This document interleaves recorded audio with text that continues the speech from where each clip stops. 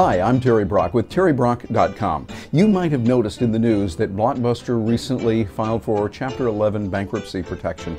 And, it was kind of a sad thing, even though we kind of saw it coming. There was a lot of changes going on, and a lot of people have been talking about it in the industry and the trade press. But, for me it was particularly rough because I like Blockbuster. I have been working with them for a long time. They've given me many wonderful Saturday nights where I can sit around watching a great movie or two or maybe three and enjoying some great popcorn, beverage of my choice, and just relaxing, and it was a really good thing. I felt a real camaraderie there, and they did a lot of things right. But you see, things have changed now. For instance, right now, I found just last week, interesting thing, I am now watching movies through Netflix on my iPad. That's right, my Apple iPad here. I can get Netflix on there. It's been around for a while, but for me, hey, I finally did it.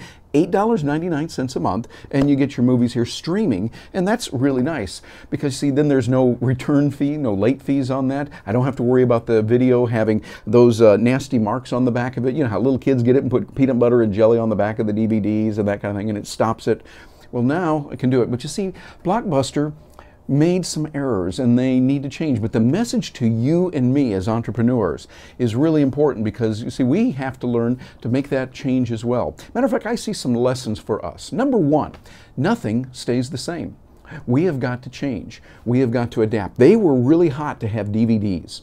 I remember a few years ago when I go into the Blockbuster, they would have the VHS tapes there. Remember those things? Yeah, VHS tapes and all that. And then the DVDs were in a completely separate section by themselves.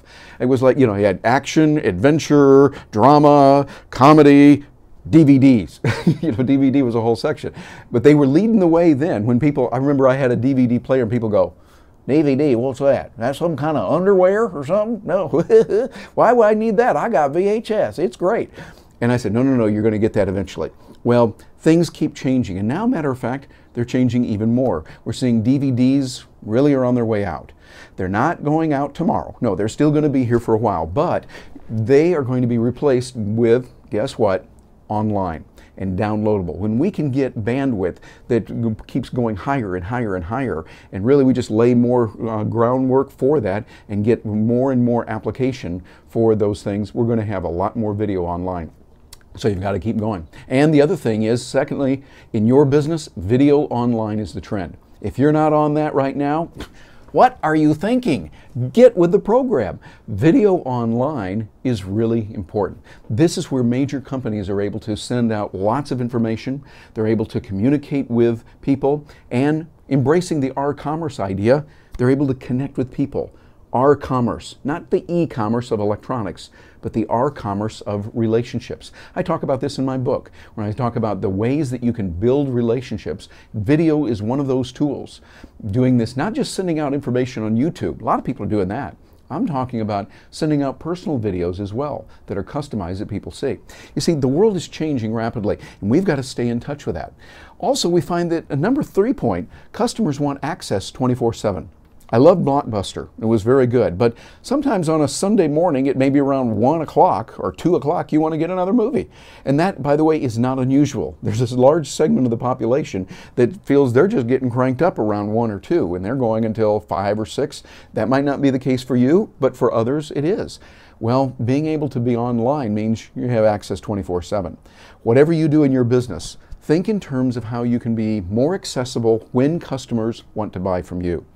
Whenever that is. Sometimes it's going to be weird hours, and often that means 24/7 access. So be accessible to them whenever possible. And another very important point, be there ahead of the curve. If you're there ahead of the curve, that means you know about these things coming along. What Blockbuster should have done, in my opinion, is they should have been offering streaming videos available for download, purchase, or for rental, much like iTunes, and they should have been doing this 5, 6, 7 years ago. You might think, wait a minute, nobody had the access to it. Well, a few did, not very many, but you see, by doing it then, they would have learned. They would have been able to move down that learning curve fast, make all the mistakes that are necessary to learn a new technology, but they would have done that before the mass of customers got there. In other words, it's like, as a professional speaker, I know this. Get out there and do a lot of speeches. People are coming to me saying, Terry, how do I get started in speaking? Well, get out there and speak. Speak a lot. Elbert Hubbard, the great American author, who was around in the late 1800s, early 1900s. Matter of fact, he was killed in the Lusitania.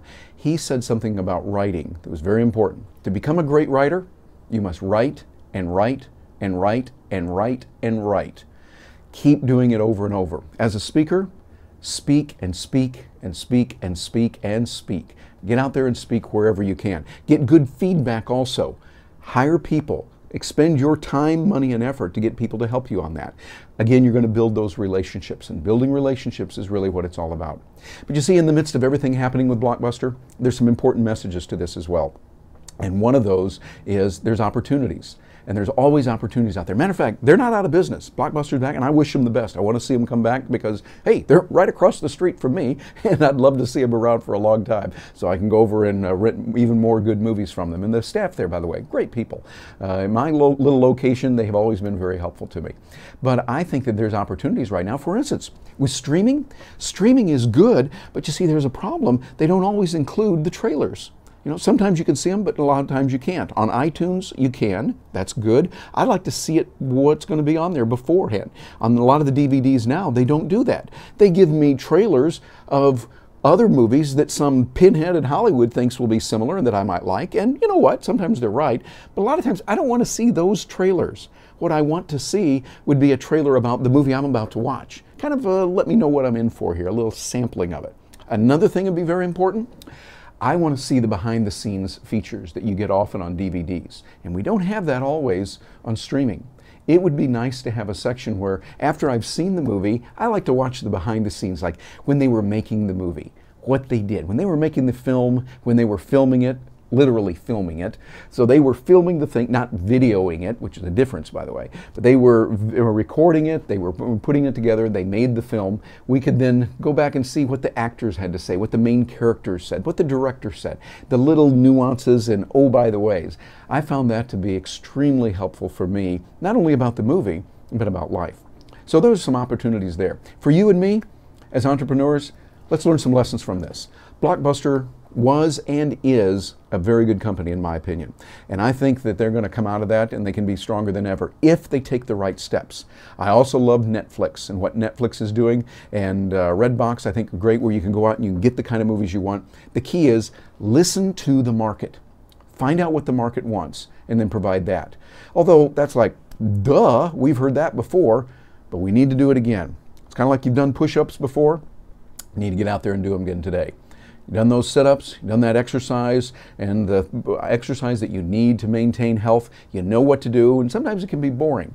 But the real professionals, the real successful people, practice even when they don't want to. Businesses, do what works.